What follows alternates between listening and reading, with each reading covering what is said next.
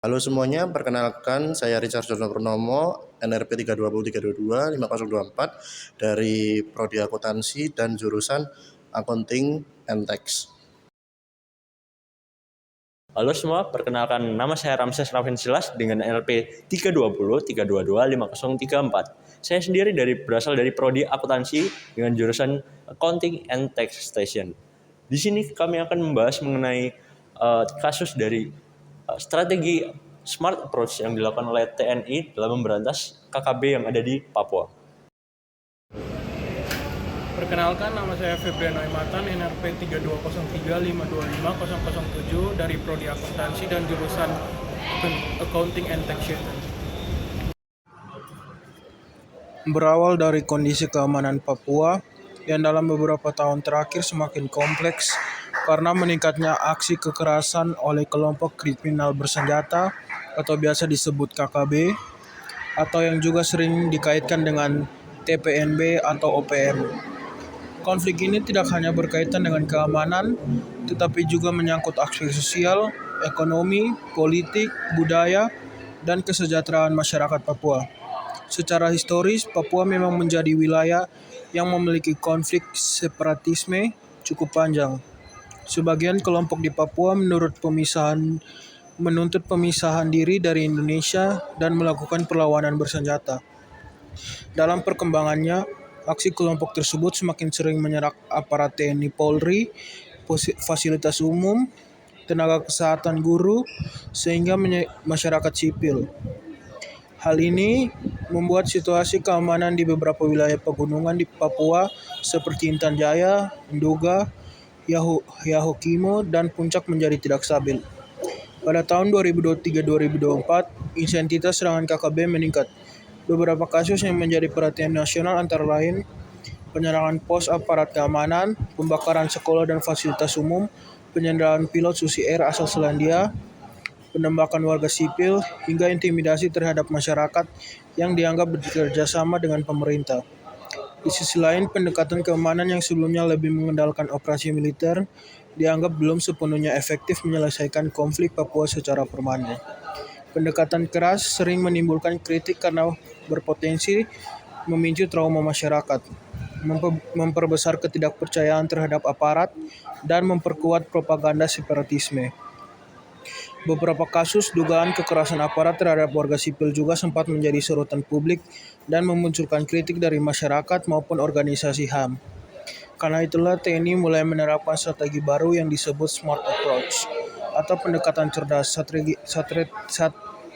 Strategi ini menggabungkan hard approach keamanan atau militer, yaitu tindakan tegas terhadap kelompok bersenjata yang melakukan kekerasan, soft approach atau humanis dan sosial, membangun hubungan baik dengan masyarakat Papua melalui pelayanan kesehatan, pendidikan, pembangunan desa, bantuan pangan, dan kegiatan sosial. Yang ketiga, pendekatan kesejahteraan dan pembangunan, mendukung pembangunan ekonomi, infrastruktur, pertanian, dan fasilitas umum agar masyarakat lebih aman dan sejahtera. TNI menilai bahwa konflik Papua tidak bisa diselesaikan dengan hanya kekuatan senjata. Masyarakat Papua memiliki budaya adat dan hubungan kekerabatan yang kuat sehingga pendekatan sosial dan kemanusiaan dianggap lebih efektif untuk mendapatkan kepercayaan masyarakat.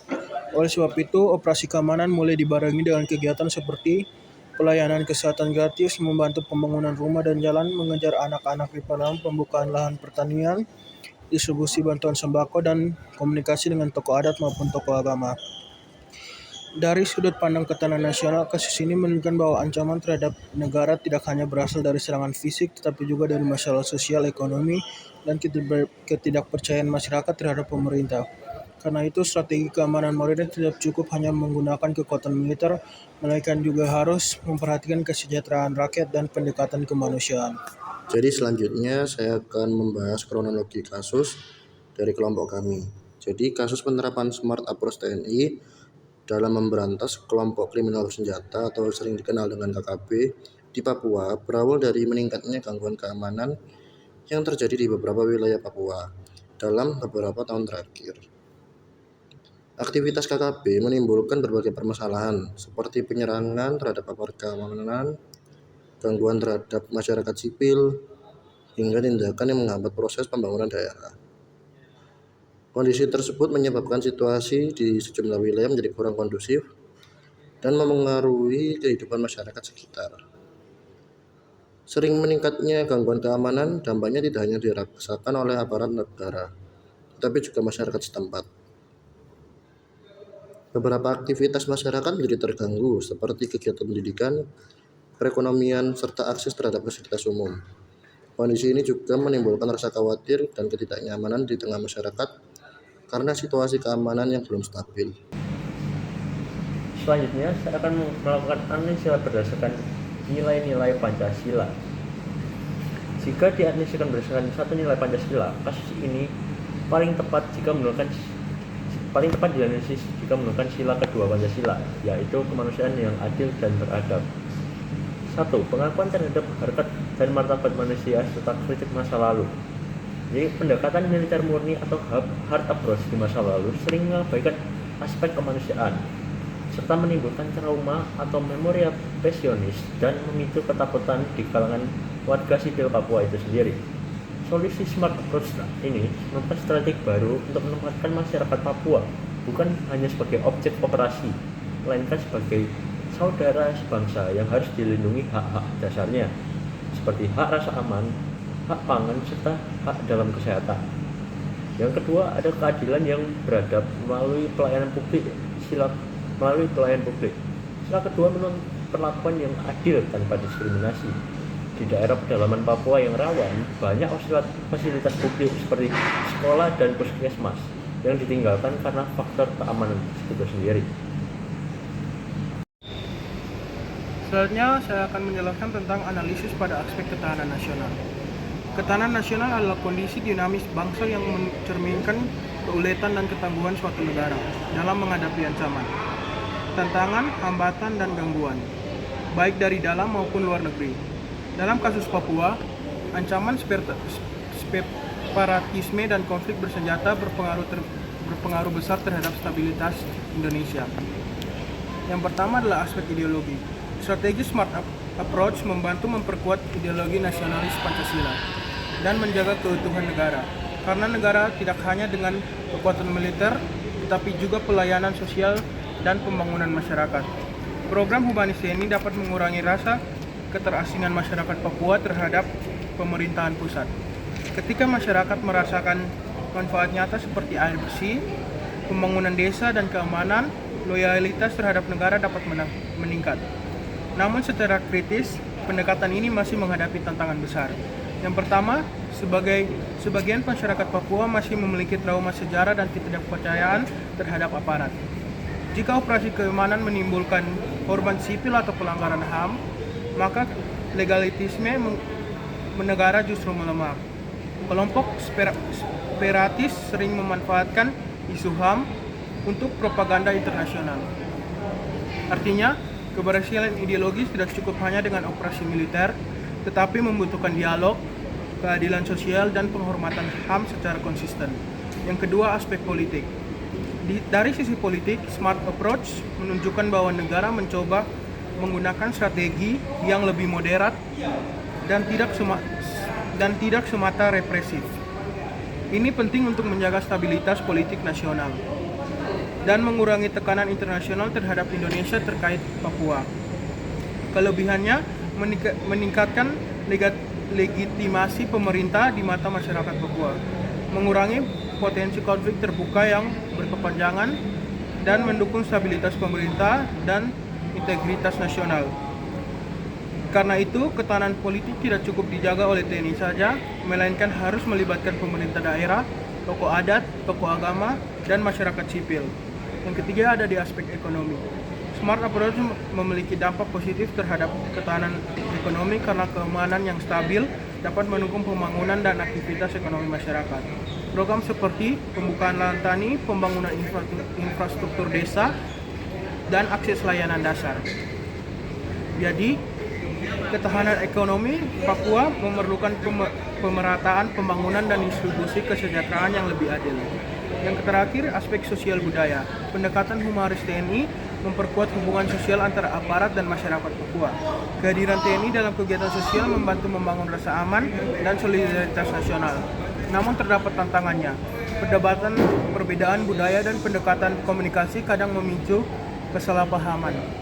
Konflik yang berlangsung lama menciptakan trauma sosial di masyarakat, dan yang terakhir kasus kekerasan aparat yang pernah viral di Indonesia dapat merusak kepercayaan masyarakat. Karena itu, aparat perlu mengedepankan pendekatan budaya, dialog, dan penghormatan terhadap adat lokal Papua agar ketahanan sosial budaya semakin kuat. Selanjutnya kami akan menganalisis kasus kami berdasarkan nilai peka, yaitu peduli. Yang pertama, peduli terhadap keamanan masyarakat. TNI berusaha menciptakan rasa aman bagi masyarakat Papua yang selama ini hidup dalam ancaman konflik. Kehadiran aparat bertujuan melindungi warga sipil dari gangguan KKB sehingga masyarakat dapat beraktivitas dengan baik dan normal. Nilai peduli terlihat karena negara hadir untuk menjaga keselamatan rakyat, terutama di daerah yang rawan konflik. Yang kedua adalah peduli terhadap kesejahteraan masyarakat. Smart approach tidak hanya memakai kekuatan militer, tapi juga membantu kebutuhan dasar masyarakat seperti pembangunan infrastruktur desa, layanan kesehatan, penyediaan air bersih, pembukaan lahan pertanian, dan yang terakhir yaitu pendidikan bagi anak-anak di Papua. Hal ini menunjukkan kepedulian terhadap kualitas hidup masyarakat, bukan hanya kepentingan keamanan negara. Yang ketiga adalah peduli terhadap hubungan sosial dengan masyarakat. Pendekatan humanis dilakukan agar hubungan antara aparat dan masyarakat menjadi lebih dekat. TNI mencoba membangun kepercayaan masyarakat melalui komunikasi sosial dan kegiatan kemasyarakatan. Ini penting karena konflik berkepanjangan dapat menimbulkan rasa takut dan ketidakpercayaan terhadap aparat negara. Walaupun terdapat nilai peduli, penerapannya masih memiliki beberapa persoalan yang perlu dikritisi. Pertama, kepedulian belum sepenuhnya menyentuh akar masalah. Program bantuan sosial dan pemulihan memang membantu masyarakat, tetapi belum sepenuhnya menyelesaikan akar konflik Papua, seperti ketimpangan bangunan, kemiskinan, diskriminasi, dan personal HAM lainnya. Kasus pelanggaran HAM dapat melemahkan nilai peduli. Nilai peduli akan sulit dipercaya apabila masih terjadi tindakan kekerasan atau pelanggaran HAM oleh oknum aparat. Masyarakat dapat melihat kontradiksi antara kegiatan sosial yang humanis dan dengan tindakan represif di lapangan. Akibatnya, citra kepedulian negara menjadi lemah dan menimbulkan trauma sosial. Kepedulian harus melibatkan masyarakat Papua sendiri. Pendekatan peduli tidak boleh bersifat sepihak. Masyarakat Papua harus dilibatkan dalam pengambilan keputusan, pembangunan daerah, penyelesaian konflik, dan perlindungan budaya lokal. Jika masyarakat hanya menjadi objek bantuan tanpa didengarnya aspirasinya, maka kepedulian belum sepenuhnya adil dan prospektif. Oke, selanjutnya di sini saya akan melakukan analisa dari kasus kami dengan menggunakan nilai peka yang di dalamnya ada berisi nilai komit. Yang pertama, komitmen terhadap penegakan hukum dan kedaulatan atau hard power. Aspek komitmen dalam dimensi keamanan ini menegaskan bahwa TNI tidak berkompromi dengan tindakan separatisme dan terorisme yang mengancam NKRI. Di dalamnya seperti konsistensi dalam penindakan, TNI berkomitmen untuk melakukan penegakan hukum secara kontinu, terukur, dan presisi terhadap KKB. Fokusnya adalah melumpuhkan kekuatan bersenjata kelompok tersebut, bukan hanya melakukan operasi militer skala besar yang destruktif saja. Selanjutnya ada keberlanjutan sinergi. Komitmen ini diwujudkan melalui integrasi taktis jangka panjang dengan Polri, seperti dalam operasi damai Kartens. Hal ini memastikan bahwa negara tetap hadir dan dapat untuk memberikan konsistensi untuk memberikan rasa aman terhadap masyarakat dari segala bentuk penyerangan atau intimidasi dari KKB sendiri. Yang kedua adalah nilai komitmen terhadap pendekatan kemanusiaan dan kesejahteraan atau soft power. Ini merupakan pilar utama dari smart approach itu sendiri, di mana TNI berkomitmen penuh untuk hati dan pikiran masyarakat Papua melalui pendekatan non-koersif, yang dimana di dalamnya adalah adanya kontinuitas operasi teritorial. Komitmen ini bukan hanya program temporer, melainkan upaya yang berkelanjutan untuk mengisi kekosongan pelayanan publik di daerah rawan. TNI berkomitmen menyediakan personel yang berfungsi ganda sebagai tenaga pendidik seperti guru, tenaga medis, dan penyuluh ekonomi dan pertanian. Dan ada akselerator pembangunan. TNI berkomitmen menjadi elemen pengaman sekaligus pendorong pembangunan nasional sesuai seperti impres percepatan pembangunan kesejahteraan di Papua itu sendiri. TNI mengawal pembangunan infrastruktur vital seperti jalan Trans Papua dan fasilitas telekomunikasi agar tidak disabotase oleh KKB itu sendiri. Yang ketiga ada nilai komitmen terhadap penegakan HAM dan akuntabilitas hukum. Di tengah dinamika politik global dan domestik, aspek komit itu sendiri diuji pada kepatuhan total terhadap hukum, humanitar internasional, dan hak asasi manusia itu sendiri. Dalam prinsip proporsionalitas dan distingsi, TNI berkomitmen menerapkan aturan pelibatan atau rules of engagement yang ketat. Prajurit dituntut untuk mampu membedakan dengan jelas antara anggota KKB dan warga sipil, biasa guna menghindari korban salah sasaran. Lalu ada tindakan tegas internal atau zero tolerance. Komitmen institusi ditunjukkan melalui penegakan hukum yang transparan dan tegas terhadap oknum prajurit yang terbukti melakukan pelanggaran prosedur atau kekerasan berlebihan di lapangan. Hal ini krusial untuk membangun legitimasi dan kepercayaan atau trust masyarakat itu sendiri. Jadi selanjutnya saya akan membahas dari nilai peka di kasus kami. Yaitu salah satunya adalah nilai antusias. Jadi nilai antusias dalam kasus ini dapat dilihat dari semangat berbagai pihak dalam mendukung terciptanya kondisi Papua yang lebih aman dan sejahtera. Dari sisi pemerintah dan TNI, antusias ditunjukkan melalui upaya berkelanjutan untuk tidak hanya menjaga keamanan, tetapi juga membantu masyarakat melalui berbagai program sosial. Tetapi dari sisi masyarakatnya, antusias dapat terlihat dari partisipasi warga dalam kegiatan pendidikan, pelayanan kesehatan, maupun pembangunan fasilitas umum yang dilakukan beberapa wilayah Papua. Namun, antusiasme tersebut juga perlu dibangun melalui kepercayaan masyarakat. Apabila masyarakat merasa dilibatkan dan merasakan manfaat secara langsung, maka dukungan terhadap program pembangunan dan keamanan akan semakin meningkat. Jadi kita masuk ke bagian dampaknya. Jadi ada dampak positif. Yang pertama adalah meningkatnya keamanan di beberapa wilayah yang sebelumnya rawan konflik. Terus yang kedua adalah mempercepat pembangunan infrastruktur dan fasilitas publik. Yang ketiga, masyarakat memperoleh akses yang lebih baik terhadap pendidikan dan pelayanan kesehatan. Terus yang terakhir, meningkatkan kesejahteraan serta aktivitas ekonomi masyarakat setempat. Kemudian kita masuk ke dampak negatifnya.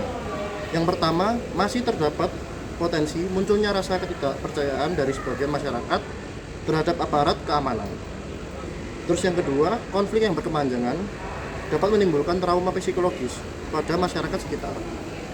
Terus yang ketiga, aktivitas masyarakat dan pembangunan dapat terganggu apabila konflik kembali meningkat. Jadi untuk kesimpulan dari kasus ini, strategi dari Smart Approach dari TNI sendiri untuk memberantas KKB di Papua merupakan paradigma baru yang mengombinasikan pendekatan humanis sebagai prioritas utama dan penegakan hukum terukur sebagai pilihan terakhir yang secara filosofis mencerminkan implementasi sila kedua Pancasila untuk memenangkan hati masyarakat melalui penghormatan harkat dan martabat masyarakat sendiri, harkat dan martabat manusia. Jadi kesimpulan untuk kasus ini sendiri menunjukkan bahwa penyelesaian konflik tidak bisa mengandalkan hanya militer murni, melainkan harus menyentuh akar masalah melalui solusi jangka panjang yang integratif meliputi penguatan operasi teritorial sebagai TNI sebagai pengajar dan tenaga medis, penegakan hukum berbasis intelijen presisi untuk menghindari korban sipil, serta pemutusan jalur pasokan senjata, dan dialog kultural bersama tokoh-tokoh adat dan agama. Dan yang terakhir, pemerataan ekonomi melalui transparansi dana otonomi khusus atau OTSUS demi mewujudkan kedamaian yang berkelanjutan di tanah Papua. Sekian dari presentasi kelompok kami, sekian dan terima kasih.